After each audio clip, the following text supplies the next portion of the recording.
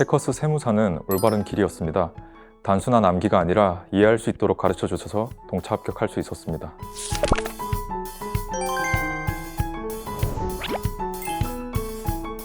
안녕하세요. 저는 61회 세무사 최종 합격자 이현석입니다. 저는 회계나 세법과 관련이 없는 학과를 졸업하고 9급 국가직 공무원으로 입사하여 약 4년여간을 근무하였습니다. 공무원으로 근무를 하면서 좀 더 전문적인 일을 하고 싶다는 욕심이 생겨서 퇴사 후에 세무사 시험을 준비하게 되었습니다. 2023년 2월에 시험을 준비하기 시작하여 3월에 퇴사한 후에 2024년 11월 발표까지 총 1년 9개월이 걸렸습니다. 제가 학생일 때 토익으로 유명했던 해커스가 회계사, 세무사 시험도 강의를 한다는 광고를 보고 유튜브로 미리 강의를 들어본 결과 교수님들의 강의 스타일이 저와 잘 맞겠다는 생각이 들어서 해커스 경영 아카데미를 선택하게 되었습니다. 비중으로 보면 재무회계 30%, 원가관리회계 20%, 세법 40%, 재정학과 선택법 각각 5%씩 공부하였습니다. 재무회계의 경우 정윤돈 교수님의 강의를 들었습니다. 노베이스 상태에서 시작했기 때문에 해커스 커리큘럼에 따라 모든 강의를 다 수강하였고 실강 시간표를 따라 강의를 들은 후에 교수님이 올려주시는 학습 자료를 다 풀었습니다. 회계 원리와 기본 강의, 심화 강의까지 모든 강의는 1배속으로 들었으며 수강 후에 다음 날까지는 무조건 복습을 하였습니다. 그 결과 객관식 강의 수강 시에는 처음부터 배속으로 강의를 들으면서 시간을 절약을 할 수 있었고 저의 주력 과목이 되었습니다. 이후 1차 시험까지는 매일 파이널 교재에 수록된 모의고사를 시간을 재고 풀면서 문제를 푸는 감각을 잊지 않기 위해 노력하였습니다. 원가관리회계는 엄윤 교수님의 강의를 수강하였습니다. 커리큘럼에 따라 모두 수강하였고 재무회계와 마찬가지로 암기보다는 개념을 정확히 이해하는 것을 목표로 공부하였습니다. 세법은 원재훈 교수님과 이훈엽 교수님의 강의를 들었습니다. 마찬가지로 모든 커리큘럼을 수강하였으며 워낙 내용이 방대하다 보니 기본적으로 최대한 회독을 많이 하는 방식으로 공부하였습니다. 버리는 주제는 없었습니다. 내용이 너무 많아서 모든 내용을 암기하기는 쉽지 않았기 때문에 많은 회독을 통해 교재의 내용이 상식이 될 수 있을 때까지 읽고 또 읽었습니다.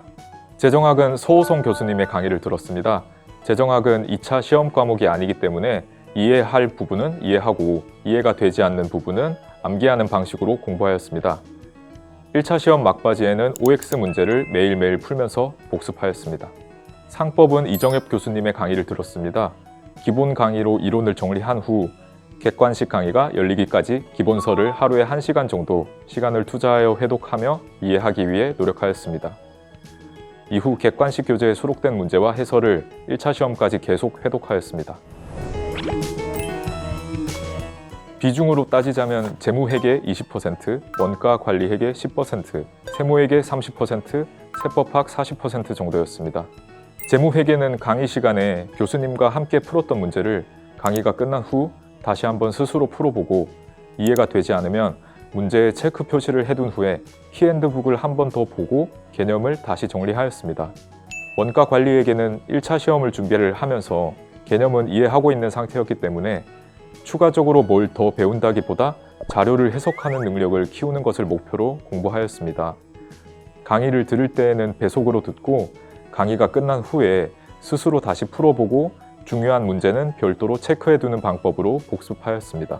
둘 다 모든 동차 강의가 끝난 후에 2차 시험 때까지 복습 당시 체크해두었던 헷갈리는 문제들 위주로 매일 2시간씩 풀고 모의고사를 통해 문제 푸는 감을 잃지 않도록 노력하였습니다. 세무회계는 1차 시험에 비해 2차 시험 때 추가적으로 배우는 내용들이 많지만 1차 시험 당시 버리는 주제 없이 이해를 위주로 공부하였고 심화 강의도 들었기 때문에 동차 강의도 어려움 없이 이해하였습니다. 다만 2차의 경우 주관식이기 때문에 좀 더 꼼꼼하게 암기하여야 할 부분이 많아 시간을 많이 투자할 수밖에 없었습니다. 세법학의 경우 1차 때 배웠던 세법에 더하여 지방세법, 개별소비세법, 조세특례제한법을 동차 준비 기간인 3개월 내에 새로 공부하여야 하기 때문에 학습 시간을 가장 많이 투자할 수밖에 없었습니다. 강의를 듣고 다시 책을 읽어보고 의미를 이해한 후에 원재훈 교수님이 강의 후에 올려주시는 학습 자료의 문제에 저만의 문장으로 만들어서 답을 다는 방식으로 공부하였습니다. 실강생처럼 학원 시간표에 따라 강의를 들으려고 노력했고 복습은 무조건 하였으며 일주일 중에 6일을 최소 8시간 공부하고 하루는 꼭 쉬었습니다. 이 생활을 공부를 시작한 날부터 2차 시험을 치기 전날까지 지속하였습니다. 또한 실강을 듣는 것처럼 공부하기 위해 배속으로 강의를 듣는 것은 최대한 지양하고 수업 후에 올라오는 학습 자료를 빠짐없이 풀었습니다. 강의가 끝난 후에 교수님들이 올려주시는 학습 자료들이 가장 도움이 되었습니다. 수업을 통해 습득한 내용을 문제를 풀면서 제대로 이해한 것이 맞는지 스스로 점검할 수 있어 이후 학습 계획을 세울 수 있었습니다. 또한 기본 강의 수강 후에 심화 강의와 객관식 강의 사이에 텀이 있었는데 이 기간 동안 자습을 할 수 있어서 개념을 탄탄하게 정리하는 데 많은 도움이 되었다고 생각합니다. 저는 지방에서 인강으로 공부를 했기 때문에 최대한 실강생처럼 공부하고자 학원 시간표 스케줄을 참고해서 강의를 무조건 1배속으로 들었습니다. 다만 인강으로 공부를 하면 실강생처럼 바로 교수님께 물어보고 답변을 들을 수가 없기에 걱정했는데 해커스의 경우 교수님들이 빠른 시간 내에 답변을 해주셔서 실강을 듣는 것과 큰 차이를 느끼지 못했습니다. 또한 해커스 커리큘럼 중 원재훈 교수님의 세법학 심화 강의가 가장 큰 도움이 되었습니다. 세법학 주관식을 어떻게 준비해야 하나 막막했는데 심화 강의를 통해 문제 형식을 미리 경험을 해볼 수가 있었고 교수님께서 여러 가지 사례들을 설명을 해주셔서 단순한 암기가 아니라 이해할 수 있어 공부 방향을 잡는 데 많은 도움이 되었습니다. 그 결과 짧은 2차 시험 준비 기간에도 불구하고 합격할 수 있었다고 생각합니다. 세무회계의 경우에는 특수 주제에 대해 이훈엽 교수님께서 재미있고 자세하게 강의해 주셔서 거부감 없이 이해할 수 있었고 그 결과 올해같이 회계학 2부 시험이 어렵게 나왔음에도 꽈락을 면할 수 있었던 것 같습니다. 어렵다고 포기하고 넘어가지 말고 이해하기 위해 노력하면서 공부하면 여러 번 회독한 후에는 어느 순간 전체적인 흐름과 취지를 파악하면서 개념을 이해하게 되는 순간이 오게 됩니다. 스스로를 꼭 믿으셨으면 좋겠습니다. 합격의 길을 걸으시는 모든 수험생 여러분들을 응원합니다.